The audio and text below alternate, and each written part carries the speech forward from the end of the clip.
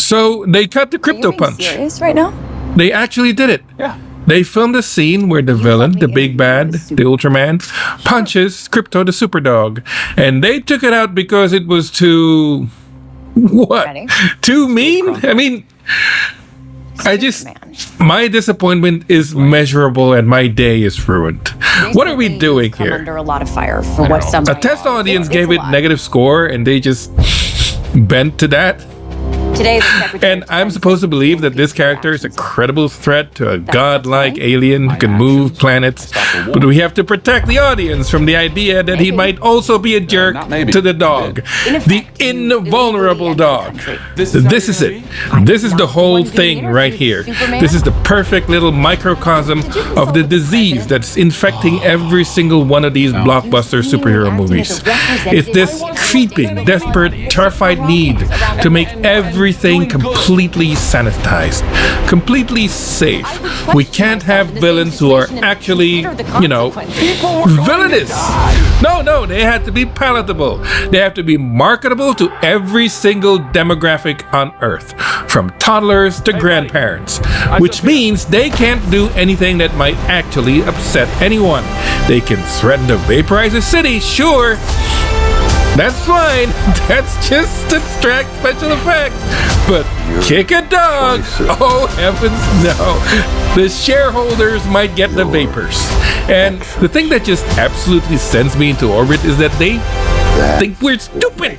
They think we won't notice. They think that by sanding off all the edges, they're making the product more appealing, when what they're actually doing is gutting it. They're ripping the soul of their own stories, leaving behind as hollow, weightless spectacle. A villain without menace is just a guy in a weird costume giving a speech. There's no stakes. If the bad guy isn't capable of genuine, upsetting cruelty, then why should I care if the hero stops him? It's a foregone conclusion. It's not a story, it's just a series of events we're watching unfold until the credits and the shawarma scene. It's this obsession with accessibility over integrity.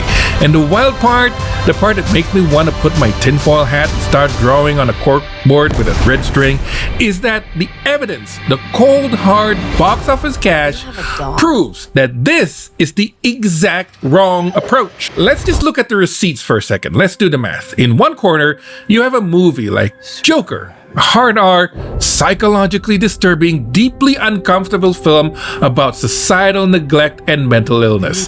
It doesn't just show a bad guy, it crawls inside his head and show you the rot.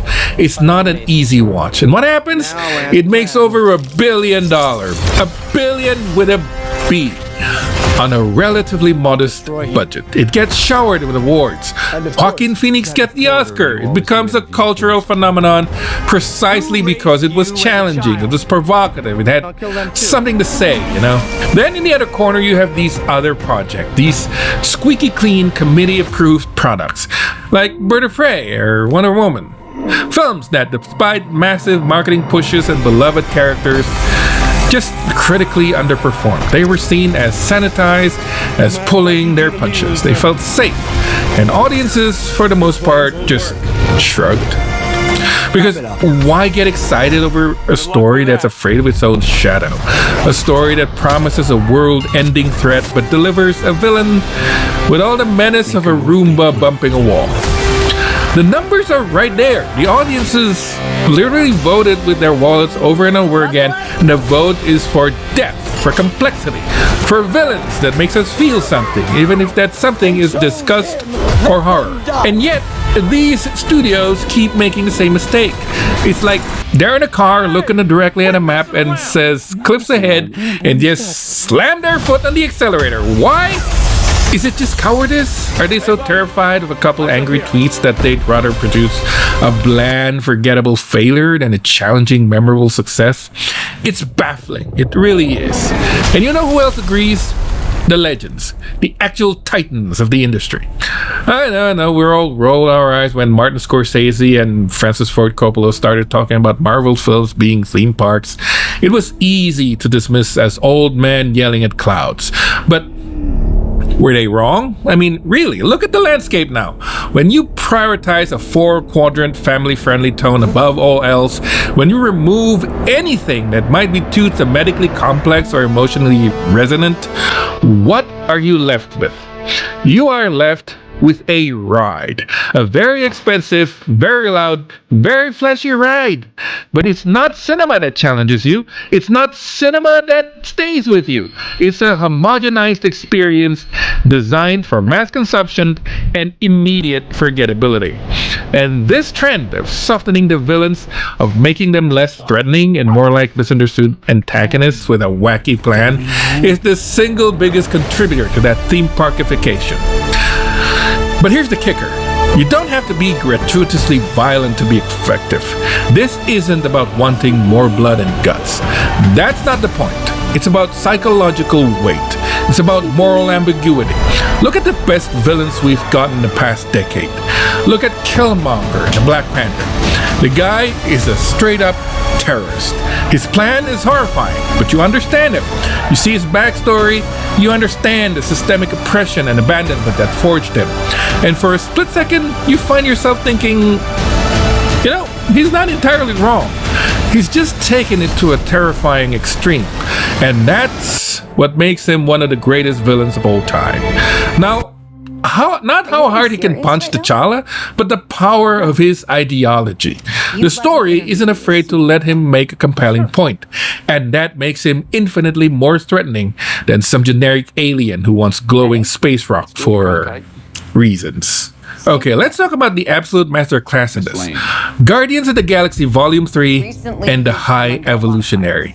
Now, that was a studio taking a risk, and it's paying off spectacularly. This is the perfect counter-argument to the crypto punch nonsense. And it's directed by the same guy! Stopped a war.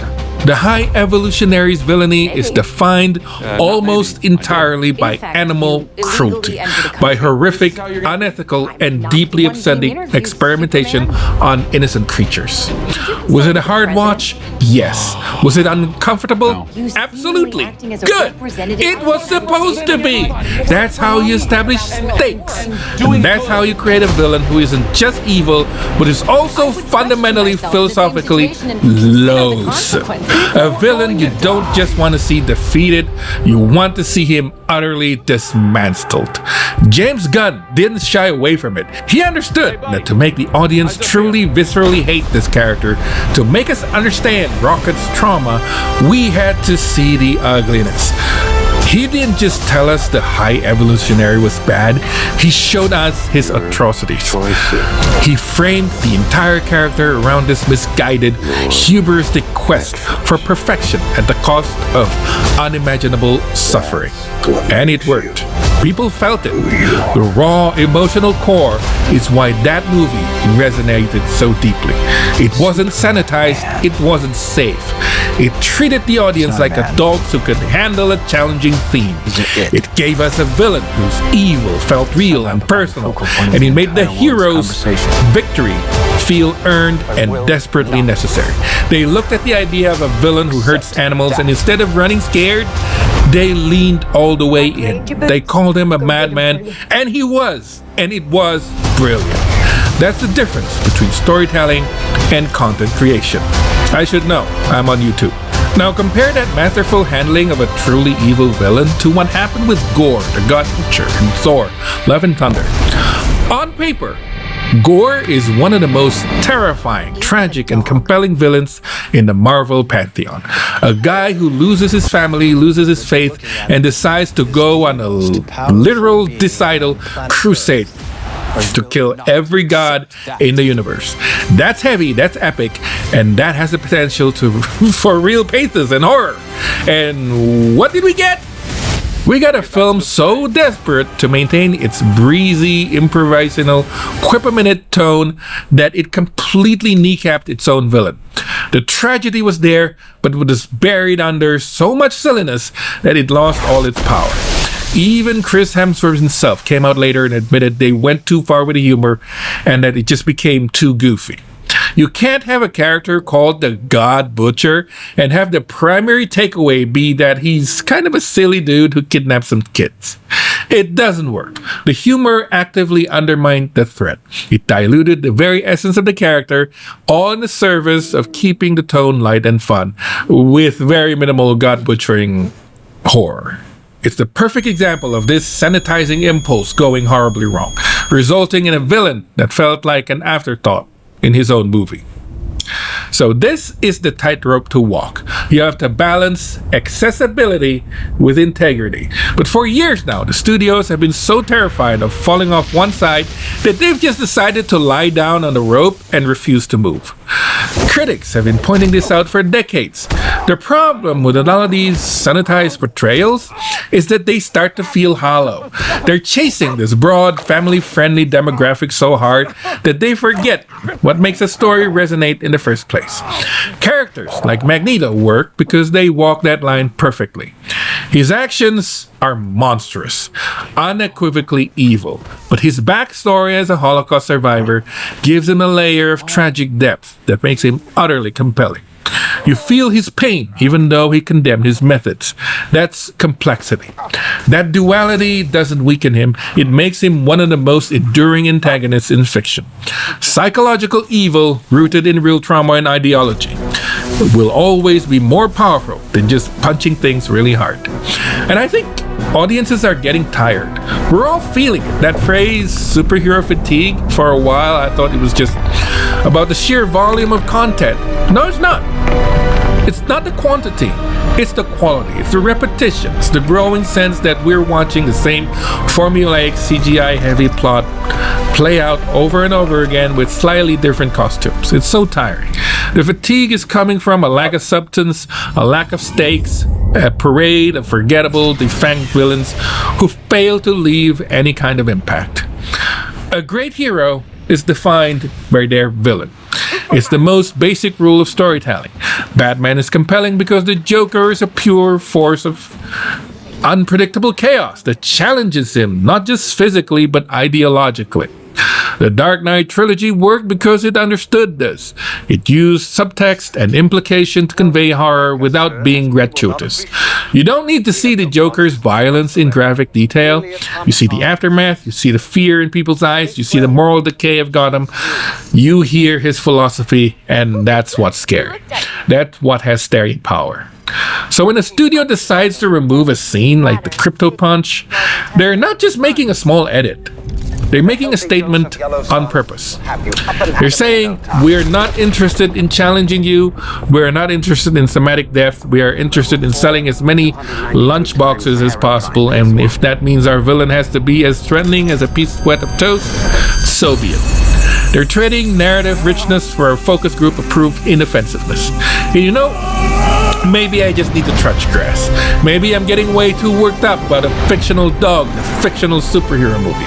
But it's emblematic of this larger soul-crunching trend towards creative cowardice.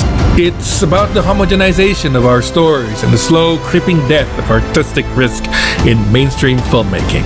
They're so afraid of alienating a single potential ticket buyer that they end up creating something for no one. Something that washes over you and is gone from your memory before you even get to your car. Are you not entertained? Is this really what we want? Just an endless assembly line of safe, predictable, emotional, sterile blockbusters? I don't think so. The success of the bold ones proves it. The ones that dare to be different, that dare to give us villains with teeth, with a soul, with a point of view. Those are the ones that we remember. Those are the ones that matter. Am I just losing my mind here, or does this drive you guys crazy too? Let me know in the comments. I genuinely want to know. I'm not the only one screaming into the void about this. Seriously, let me know your thoughts below, because I need to know if I'm not alone in this crazy train. And hey, if you're into these deep dives that aren't afraid to get a little unhinged, do all the good YouTube things. Hit that like button so that the algorithm knows we're here. Subscribe if you haven't already, and ring that bell so you don't miss the next time a studio decision melts my brain into a puddle. Alright, I'm out. See you later. Earth. We finally meet. Now, as planned,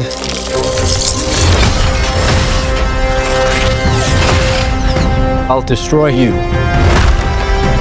and of course, That reporter you always do interviews with. Who raised you as a child?